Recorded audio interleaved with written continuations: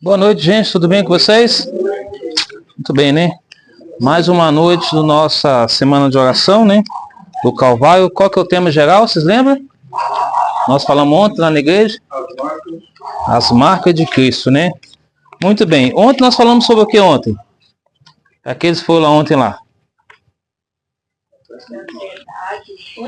Falando sobre ansiedade. Mas você lembra do título do sermão? Jesus abençoa e cura, não foi isso? Muito bem. Hoje nós iremos falar Jesus, a marca da educação. Abra suas Bíblias em Mateus capítulo 28. Estou abrindo a minha Bíblia aqui também. Deixa eu pegar aqui o óculos, né? Porque agora a gente tem que usar um outro olho para enxergar melhor, né?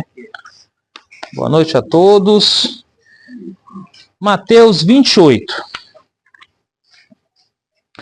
O bom é que durante a Semana Santa a gente lembra a vida e a morte e a ressurreição de Jesus, que é o fundamento da fé cristã, né? E também atinge milhões de pessoas no mundo. E breve mostra também que em breve nós estaremos no céu com Jesus, onde todo mundo vai poder viver tranquilo e em paz. Mateus capítulo 28 é o capítulo, primeiro livro do Novo Testamento aí, Mateus 28, a partir do verso 18 a 20. Todos acharam? Amém? Então, com a palavra aberta, convido vocês mais uma vez para a gente orar ao nosso Deus, para suplicar a Ele a bênção de Deus sobre o estudo da palavra nessa noite. Deixa eu... Mateus capítulo 28, verso 18 a 20. Feche seus olhos e ore comigo. Santo Deus, obrigado ao Senhor pela oportunidade aqui essa noite concedido, o privilégio, a bênção de mais uma vez reunidos em Teu nome para abrir a Tua palavra e meditar e entender o que o Senhor quer falar para nós. Perdoa cada um de nós, nos conceda a graça, a bênção e a salvação, em nome de Jesus. E você diz? Amém. Amém. Mateus 28, 18 a 20 diz assim, ó. Jesus, aproximando-se, e lhe falou, dizendo, toda autoridade me foi dada no céu e na terra. Verso 19. Ide, portanto, fazer discípulos de todas as nações, batizando-os em nome do Pai, do Filho e do Espírito Santo. Verso 20. E ensinando-os a guardar todas as coisas que vos tenho ordenado. E eis que estou convosco todos os dias, até onde? Até a consumação do século. Muito bem. Quais seriam os ensinamentos de Jesus para a educação hoje? Primeiro que ele chama todas as pessoas o quê? Para aprender da sua palavra. E isso que vocês têm na mão, que chama Bíblia Sagrada, ela custou quantas vidas? Alguém poderia me ajudar? Quantas vidas que foram mortas por causa da Bíblia? Milhares de pessoas. Não tem número. É milhares de pessoas ao longo da história. Só para vocês terem uma noção, do ano 538 até 1798 aproximadamente, foram 1.260 anos de perseguição contra o povo de Deus. Por quê? Naquela época, quem tinha acesso à Bíblia era quem? Era clérigos e bispo ou quem tinha dinheiro. E quem era pego com a Bíblia na mão, que é chamado livro da capa preta pelos monges, ou pelos teólogos, ou até mesmo pelos clérigos, pelos bispos da época, eram chamados então de herege. E esses hereges eram o quê? Perseguidos, eram torturados e mortos por causa da Bíblia. Então Jesus usou o método de ensinar a Bíblia. A Bíblia é a única fonte da palavra de Deus para a nossa vida. Mas o que as pessoas hoje bebem? Bebem fonte de outras fontes diferentes. Tradição, filosofia, bebe a questão de coisas humanas, mas não busca na palavra de Deus. Já ouviu aquele ditado de alguém dizer assim, olha, na Bíblia está escrito isso, mas a pessoa pega uma frase dela e ela coloca como se fosse algo de valor da Bíblia, mas não é. Um exemplo. Alguém disse assim, Salmo 23:1, o Senhor é meu pastor e nada me faltará. Aí a pessoa pega e aplica esse salmo usando o seguinte, ó, se você der X para a igreja, nada vai faltar, é para você. Eu pergunto, é isso que a Bíblia está dizendo? O que vocês acham? Não é isso que a Bíblia está dizendo. Ele está dizendo o seguinte, que em meio à dificuldade o Senhor vai estar com você. Em meio aos problemas, Deus vai estar com você. Hoje, eu estava na Avenida CUPC, na região do Zona Sul de São Paulo, cidade de Ademar, onde eu moro, e uma senhora que eu havia feito estudo bíblico para ela, ela falou para mim assim, olha, eu saí do emprego, trabalhei há 2 meses e meio aproximadamente, fui mandado embora. E agora estou aguardando uma nova oportunidade. Ela começou a contar algumas coisas da vida dela, doente, ela, o marido e tal. Eu falei assim, Eliana, Deus, Ele sabe o que é melhor para vocês, o que é melhor para a gente. Então, uma porta se fecha, outra se abre. E eu falei, tá certo, eu estou procurando outros meios aí, Deus tá direcionando a minha vida, eu quero me batizar, eu quero me entregar a Deus, vou ajustar algumas coisas particulares para me chegar lá. Então, Jesus, esses métodos de educação, usando a Bíblia para ensinar o seguinte, olha filho, o caminho é o reino dos céus. Não é filosofia humana, não é tradição, não é costumes, não é o que o homem fala. Vocês lembram que durante 2020 até 2023, foi durante a pandemia, não foi isso? Muitas pessoas deixaram de ouvir o médico para ouvir a ciência. E olha a confusão que deu nesse Brasil afora e nesse mundo afora. E depois a medicina comprovou que tinha outros meios para tratar da Covid, não de acordo com como a ciência falava. E com isso, os laboratórios ganharam muito dinheiro em cima dessa doença, em cima de pessoas que foram mortas, muitas pessoas por aí afora. Não vou entrar nesses métodos, mas não vou entender, vocês entendem o que eu quero dizer. O certo é que as pessoas deixam de acreditar naquilo que Deus proporciona na Bíblia do que acreditar no homem. E muitas pessoas fazem isso. Preferem acreditar na ciência do que na palavra de Deus, embora a ciência e a Bíblia andam juntos. Mas tem o seu lugar.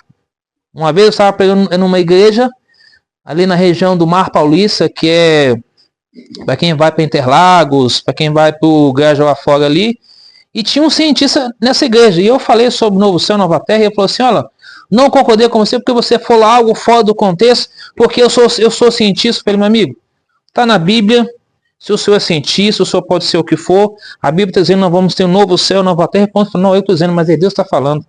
Ele foi resmungando para casa e foi embora. Então, as pessoas querem questionar a palavra de Deus. Pergunto, qual era o método que Cristo usava para educar a gente? Agora eu quero que vocês me ajudem aí. Parábolas, o que mais? Mansidão. O que mais? O que mais que Jesus usava para ensinar para a gente? Cura. Milagres. Ele se misturava com as pessoas. Ele estava entre as boas pessoas? Estava com quem? Pecadores. Quem é pecador aqui? Então nós somos pecadores. Uma vez uma missionária falou comigo assim, enquanto existir pecador, eu estou empregado. E de fato é porque ela também é pecadora. Porque ela prega, mas ela prega para outros e outros pregam para ela também. Então nós somos pecadores. Então Cristo ensinava por vários meios, mas o método que ele mais usava era a parábola. Ou seja, um fato alegórico, um fato simbólico, uma figura. Para mostrar algo para alguém ter uma mudança de vida. Por exemplo, quando ele usou a parábola da figueira, era para mostrar o quê? Que o povo de Deus estava o quê? Seco, sem Jesus. Quando ele usa sepulcro caiado, não quer dizer que não existe nenhum sepulcro bonito. Pode ter o cemitério verdinho, bonitinho lá, Vale da Paz, que eu não chamo Vale da Paz nunca, porque ninguém quer morrer, correto? Então, o negócio de Vale da Paz não existe, mas coloca lá porque é em memória da família, né? Alguém já morreu, vai lá enterrar ali, tal, bonitinho. Existe alguma diferença de cemitério de pobre para rico? Não tem, é tudo igual.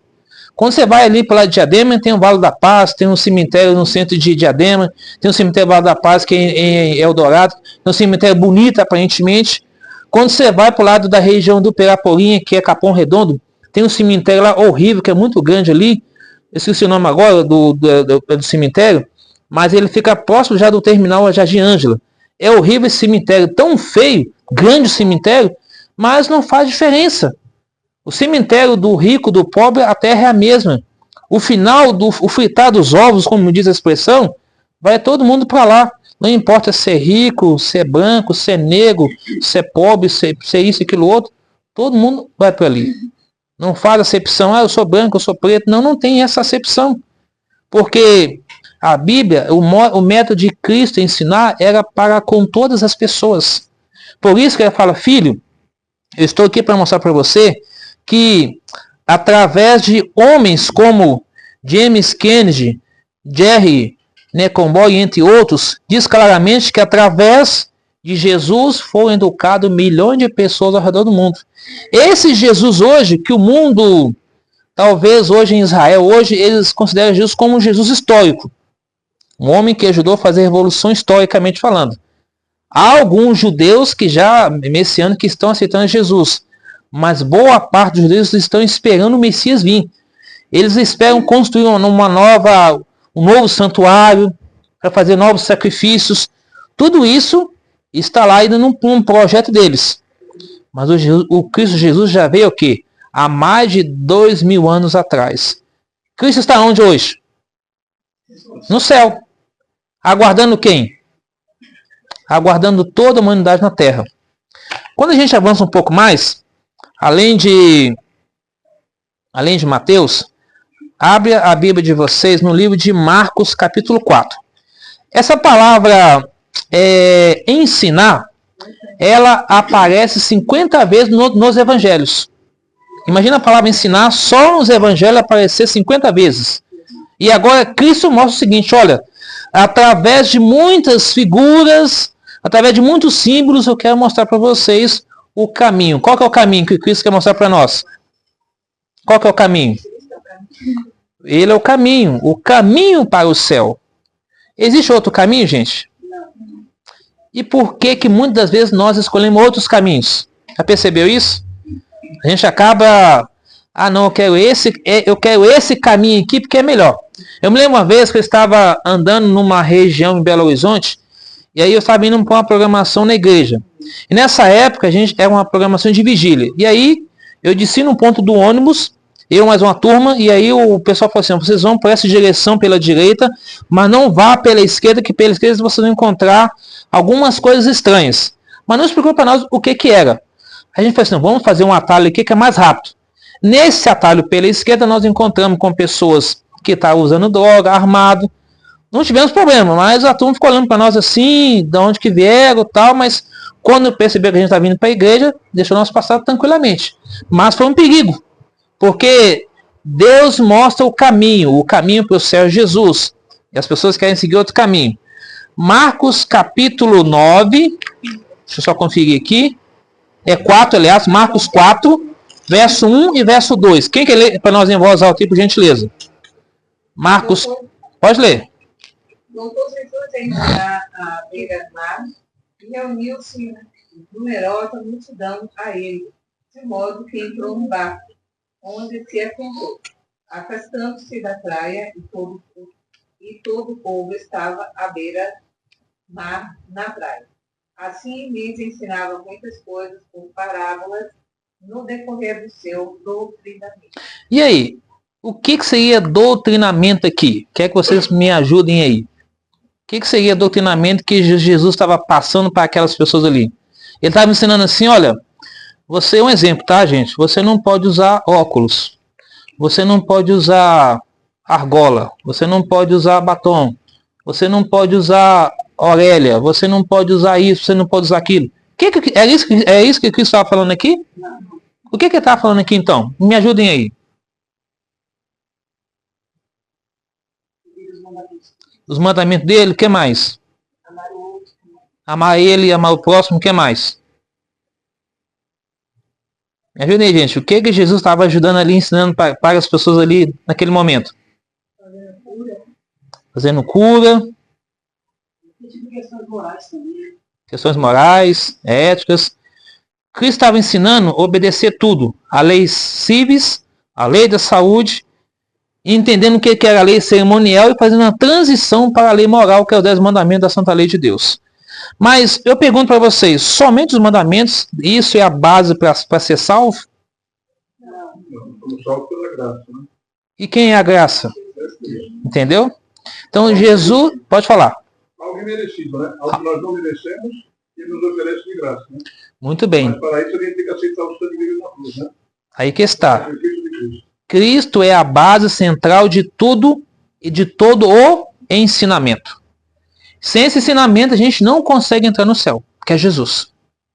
Então, por isso que eu volto a repetir aquilo que eu falei sábado de manhã pela igreja.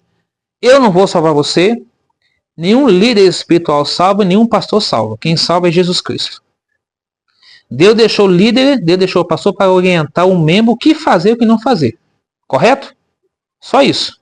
Mas todos nós somos dependentes de Jesus. Então, Cristo ensinava, olha que beleza aqui, ó. Esse Marcos 4 fala da parábola do semeador. Então, ele ensinava para diversas pessoas, se misturava com as pessoas, para ganhar confiança e lhe mostrar o quê? Que o reino do céu não era aqui, mas era onde? Para o céu. Lembra da história de Zaqueu? Na Bíblia, em Lucas 19. Quem era Zaqueu? O que ele fazia? Isso é uma boa atitude? E depois que ele encontrou com Jesus, o que aconteceu com ele? Ele foi mudado a vida dele? E quem mais mudou através dele? Quem mais teve a vida mudada? Juntamente com ele? A família dele. Porque ali houve salvação naquela casa. Porque qual é a missão de Jesus? Buscar e salvar quem? O perdido. Quem é o perdido? São aqueles que estão lá fora? É todas as pessoas. Todos são pecadores, carentes de Deus, carentes da graça e da misericórdia do Senhor. Se você pegar Romanos 3 e Romanos 7, vai dizer claramente, não há nenhum justo sequer. Nenhum ser humano pode bater no peito assim, ó, eu sou melhor do que você. Nós não somos nada. A Bíblia diz em Isaías 64:6 que a nossa justiça é o quê? Como um trato de imundícia. A tradução desse verso original mesmo seria como número 2 quando a gente vai no banheiro. Mas eu não posso falar essa palavra aqui. Deu para vocês entender, né? Essa é a tradução da raiz hebraica desse verso. E o ser humano ainda acha que eu sou o máximo. E aí, quando a pessoa ela vai utilizar o banheiro, desculpa a expressão, fica igual como uma galinha botando ovo, espremendo até sair. Esse é o ser humano que vive hoje na Terra, que vive nesse mundo hoje. Você pode observar pessoas no poder político, poder religioso, ou poder eclesiástico, ou poder militar, todos são assim. Mas no fundo, quando chega a hora H, nós não somos nada. Nós valemos muito porque Cristo nos comprou com o seu sangue. Talvez isso possa soar como uma palavra vulgar, mas não é. Essa é a realidade do ser humano hoje. Por isso que Cristo ensinou essa missão da igreja para ensinar e mostrar que nós temos um céu a ganhar e não um fogo. Agora, quando Jesus escolheu os discípulos, eles já estavam preparados? O que ele fez? Preparou eles? O que mais? Me ajuda aí. O que Jesus fez com os discípulos e quando ele chamou eles? Além de prepará-los. Quanto tempo que ele ficou com o Cristo Jesus ali? Vocês lembram? 3 anos e meio. E Cristo ensinou tudo para eles. E mesmo assim, na hora H, o que eles fizeram? Negaram Jesus. Mais tarde, todos eles foram transformados. Depois, deram testemunho das suas vidas e morreu em prol do Evangelho. Como que Pedro morreu? Vocês lembram? Crucificado de cabeça para baixo. Tomé foi esfolado na rua da Índia. O profeta Isaías cerrado dentro de uma caixa de uma árvore. Qual o nome do rei? Não lembro o nome do rei que mandou serrar ele. Lembra do nome do rei? Manassés, né? E esse Manassés aí, esse abençoado, para não falar infeliz, se arrependeu e vai ser salvo. Dá para entender? Esse é o Evangelho. Agora eu pergunto para vocês acham que aquele maníaco do parque pode ser salvo? O que vocês acham? Sim? Só um pouquinho. Vocês acham que aquele ladrão lá da luz vermelha nos anos 70, 80, ele pode ser salvo?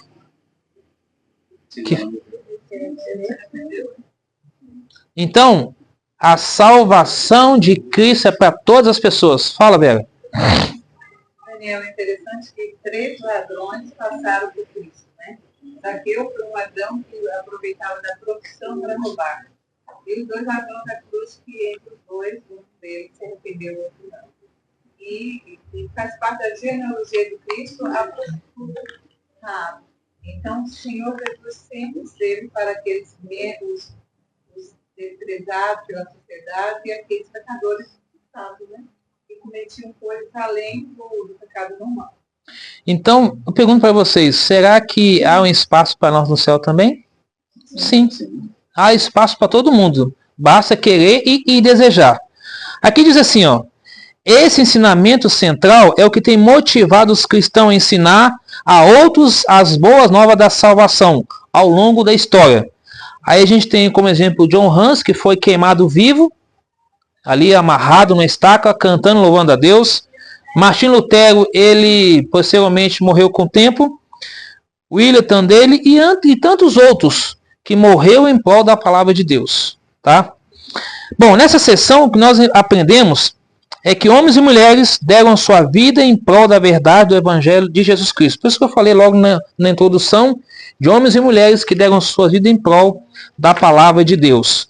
E lemos aqui Marcos, né, que Cristo usava esse método teórico, afetivo e prático para ensinar a deixar sua marca da educação, mostrando para o povo que todo mundo pode ser salvo. Jesus abordava as pessoas com equilíbrio também. Assim como ele ajudou Zaqueu, assim como ele ajudou Levi, que escreveu o livro de Mateus, assim como ele ajudou a mulher pecadora lá em João capítulo 4, assim como ele ajudou diversas pessoas e tem ajudado, hoje Jesus deixou o seu exemplo de autoridade para nós. Ele mostra claramente que seus ensinos é para o quê? É para informar ou transformar vidas? O que vocês acham? Transformar vidas. E além do mais, depois que transforma, você vai aprendendo a palavra do Senhor. Porque se nós não aprendermos e não buscarmos a Jesus, como é que vamos ter a vida transformada e mudada? Lembra da história da mulher pecadora em João capítulo 8, da mulher adúltera? Qual era o costume da época, quando uma mulher era pega em adultério? Apedrejamento. E o que Jesus fez durante aqueles homens quando trouxeram aquela mulher pecadora, colocou ela lá, e o que Jesus estava fazendo? Escrevendo aonde? Na areia. Ele deixou uma marca, escrevendo o pecado daqueles homens. Mas por que aqueles homens não jogaram as pedras naquela mulher? Porque eles também tinham pecado. E vocês percebem que ali, quando Jesus falou, vocês não tiverem nenhum pecado, pode ser o juiz. O veredito é esse. Começando pelos maiores e os menores, largaram as pedras ali, cada um saiu de fininho e foi embora. Aí ficou a mulher e Jesus. E Jesus perguntou, mulher, cadê os teus acusadores? Não sei, Senhor. Então é o seguinte, a partir de agora vai, não peques mais. Essa expressão, não peques mais, Cristo está dizendo o seguinte, eu vá e obedeça os meus mandamentos, de Gênesis a Apocalipse, e não faz nada do que é mal para diante agora. Isso significa o seguinte, que Jesus está no controle da vida de cada ser humano. É o costume da época, né, de apedrejar aquela mulher. Mas o porquê que surgiu, porque aquela mulher virou prostituta? Aí já tem um outro contexto histórico, não vamos entrar em detalhe agora. Mas aquela mulher, ela não chegou ali por ela chegar.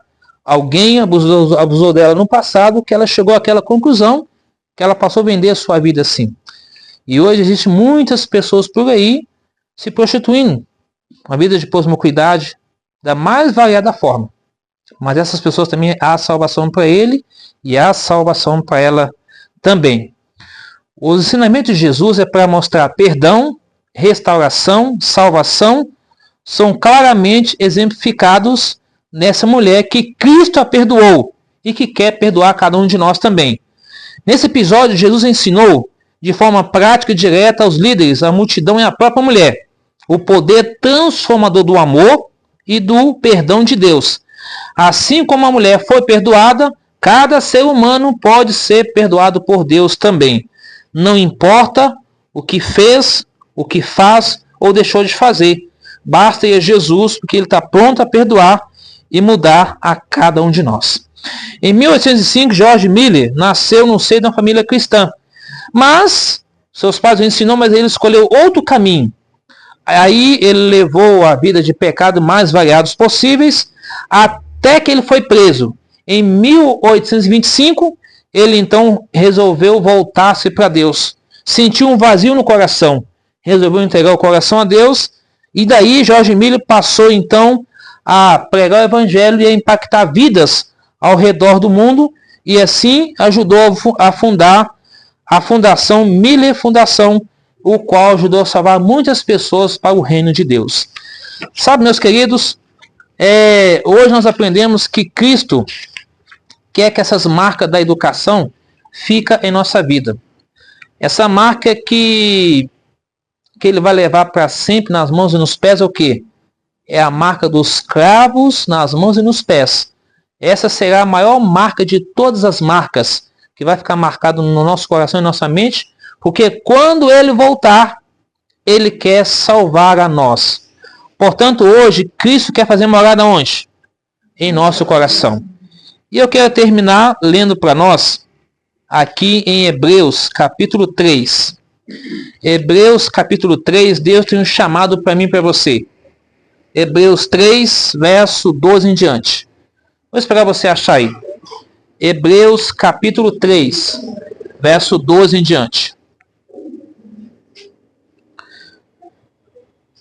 Hebreus capítulo 3, verso 12 em diante. Esse sermão de hoje, que nós estamos aqui gravando, depois se vocês quiserem ter acesso, eu vou passar o link do meu canal depois para vocês.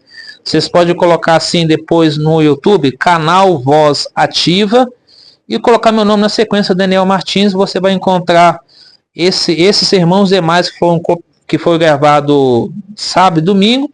E durante a semana a gente vai estar gravando e postando no canal. E vocês poderão compartilhar com seus contatos, amigos e familiares, tá bom? Se inscreva lá, comente, curte, compartilhe. Tem outros vídeos lá também, são mais de 600 vídeos nesse canal, tá bom? Hebreus capítulo 3, versos 12 até o verso 15. Vamos lá, Hebreus capítulo 3, versículo 12 até o versículo 15. Todos acharam, hein? Então vamos lá. No versículo 12 do Hebreus capítulo 3, ele começa dizendo o seguinte: tende cuidado, irmãos, que jamais aconteça haver em qualquer de vós perverso coração de incredulidade que vos afaste do Deus vivo. Verso 13, pelo contrário, exortai-vos mutuamente cada dia, durante o tempo que se chama hoje, a fim de que nenhum de vós seja endurecido pelo engano do pecado. Verso 14, porque nós temos tornado participante de Cristo, se de fato guardamos firme até o fim a confiança que desde o princípio tivemos. Verso 15, o que diz o verso 15 aí? Alguém lê para nós o verso 15? Enquanto se diz hoje, se ouvides a tua voz, não endureçais o vosso coração, como foi na provocação. Pergunto, qual é o dia de nós entregarmos a nossa vida a Jesus Cristo? Hoje. É hoje. Hoje é o dia que Deus chama a mim, chama você. Eu não sei amanhã. Quantos aqui são batizados? Quantos ainda não são batizados? Eu sei que no coração de vocês, você deseja um dia ser batizado, correto? Se vocês desejam, hoje é o dia que vocês tomem essa decisão, esse passo a Deus. Não esperar para amanhã. Como que é isso? Se tem alguma coisa a ajustar, ajuste. Se tem alguma coisa a resolver, resolva. Mas não deixe para amanhã que isso possa ser feito hoje. Porque amanhã não nos pertence. Hoje nós estamos vivos aqui pela graça e misericórdia de Deus. Deus quer morar onde? No nosso coração e nossa vida. O desejo de Deus é de salvar todas as pessoas. Eu não sei qual dificuldade que você tem passado, a luta que você tem tido, mas eu sei que Deus, ele pode resolver os nossos problemas. Ele pode solucioná-los. Então, nessa noite, eu convidar você a se colocar de pé para a gente orar, para nós fechar essa parte e pedir a Deus que nos ajude verdadeiramente a nós caminharmos com Ele e nos preparar para o reino dos céus. Porque em breve Jesus voltará. E esse Jesus quer salvar a mim, quer salvar você. Para um dia, sabe aonde? A gente viver não apenas 1000 anos, mas eternamente com Jesus. Amém? Amém. Vamos orar? Feche seus olhos. Santo Deus, querido Pai, louvado e exaltado seja o teu santo nome. Obrigado, Senhor, pela oportunidade aqui essa noite concedida, o privilégio e a bênção de termos aqui estudado a tua palavra, as marcas da educação que Cristo nos ensinou. Abençoe a cada irmão e irmã, a cada jovem e jovem aqui essa noite, a cada família aqui representada, cada lar que o Senhor derrama sobre nós o teu divino Espírito Santo e que o Senhor faça resplandecer sobre nós a tua luz e nos direcione nos caminhos eternos, nos preparando cada dia para a volta de Jesus para a eternidade. Senhor amado, te peço a tua bênção sobre nossos irmãos que já são membros, mas ainda não são membros batizados nas águas. Que o teu santo e bom Espírito continue impressionando as verdades na mente e no coração deles, para que brevemente eles possam ser batizados nas águas, testemunhando para todos e tendo o nome escrito no livro da vida do Cordeiro e se preparando para a volta de Jesus.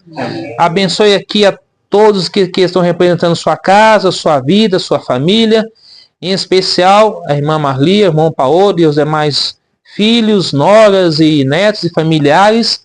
Abençoando eles aqui, que está proporcionando esse momento especial para nós também. E seja conosco, nos dê um restante de culto feliz e obrigado por tudo. Perdoa, restaura e nos dê a tua paz e a tua bênção, em nome e por amor de Jesus. Amém. Podeis assentar? Nós vamos cantar uma música aqui e vai.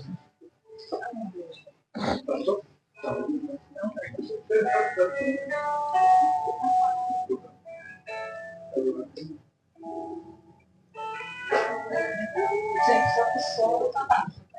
Então a gente fica.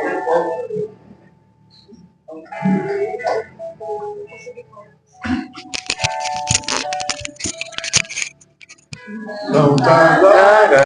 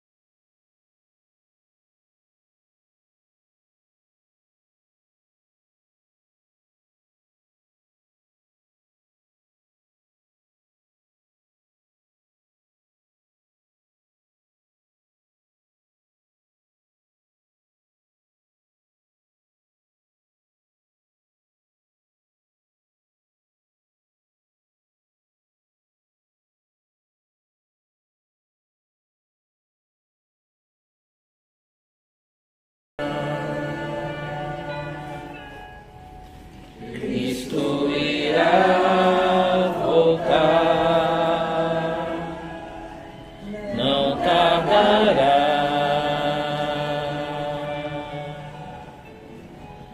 Vamos para